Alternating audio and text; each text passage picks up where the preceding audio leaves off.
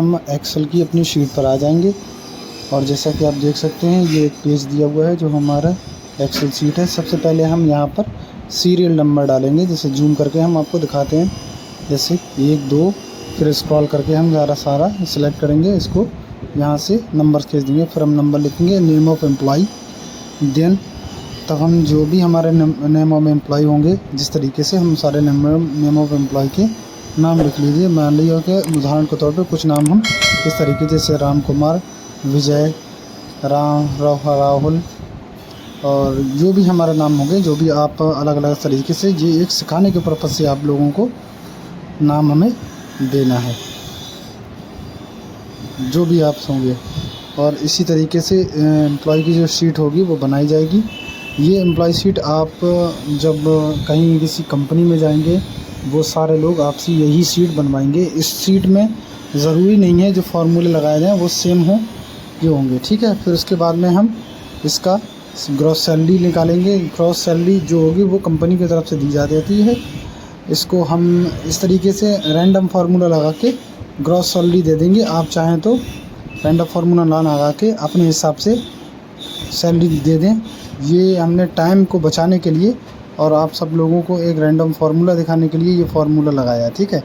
जैसे हमने कम से कम सैलरी रख ली 30,000 और ज़्यादा से ज़्यादा हमने 35,600 रुपये, या थोड़ा सा बढ़ा देते हैं हम इसको, अमाउंट को 48,000 कर देते हैं, ठीक है। इंटर मारा, फिर इसको स्क्रॉल करके सारी सैलरी आपका ऑटोमेटिक आ जाएगी, क्योंकि कम से कम 30,000, ज़्यादा से ज़्यादा 48,000 होंगे। फिर इसको कॉपी करेंगे, फिर यहाँ से पेस्ट इंसर्ट स्पेशल पे जाएंगे और यहाँ से हम इसको वैल्यू पे क्लिक कर लेंगे।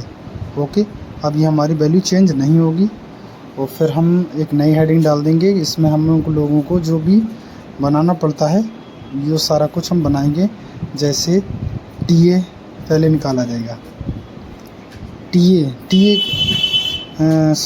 की फुल फॉर्म होती है जैसे ट्रैवलिंग अलाउंस। अब कंपनी का हमने ले दिया 8%, ये आप अपनी बदल सकते हैं। फिर दूसरा हमने डाला डीए भी कर दिया 8%, लेकिन इसको आगे चल के हम 7% कर देंगे। अभी सिर्फ आपको दिखाने के लिए हमने 8% यहाँ पर कर दिया है, ठीक है।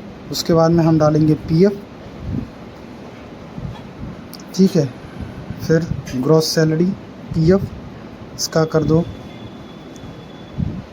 ठीक है। यहाँ पे इसको 5% दे दिया। यहाँ हमने लिखा ग्रॉस सैलरी, और ग्रॉस सैलरी थोड़ा हमारा सिस्टम जो है थोड़ा स्लो काम कर रहा है यहाँ पर। और फिर जो है ग्रॉस सैलरी होने के बाद में ये ग्रॉस सैलरी यहाँ पे इसको एफ वाले कॉलम में हम कट करेंगे, इसको एफ में पेस्ट करेंगे और पीएफ साइड में लेंगे। यहाँ हमने इसको पेस्ट किया और इसको डिलीट किया, इसको कॉलम को थोड़ा सा बड़ा कर दिया। यहाँ पे हमने पीएफ लिखा, पीएफ होता है प्रोविडेंट एंड फंड, इसको हमने 12% कर दिया, ठीक है। परसेंटेज आप अपने हिसाब से बदल सकते हैं, और यहाँ पे जब कंपनी में आप जाएंगे तो ये बदल सकती है। उसके बाद में नए कॉलम में नेट प्रॉफिट यानी शुद्ध पे लिखेंगे। कैमरा थोड़ा हिल रहा है क्योंकि मैं एक हाथ से लिख रहा हूँ। फिर हमने टीए निकाला, टीए है हमारा C2 में, तो C2 इंटू 8%, फिर E2 C2 इंटू 8%,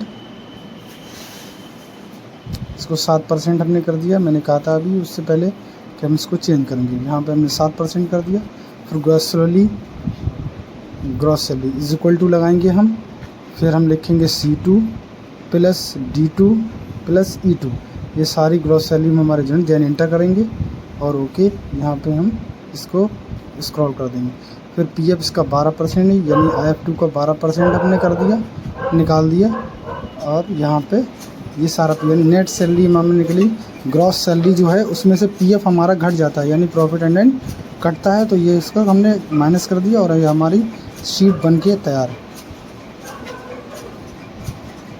उम्मीद करती हूँ वीडियो आपको अच्छी लगी। वीडियो अच्छी लगी तो चैनल को लाइक करें, चैनल को सब्सक्राइब करें, वीडियो को लाइक करें, और कमेंट में कुछ भी आपको सीखना हो तो हमसे आप इसी नंबर पे या हमारे चैनल पे कमेंट करके पूछ सकते हैं। Thank you.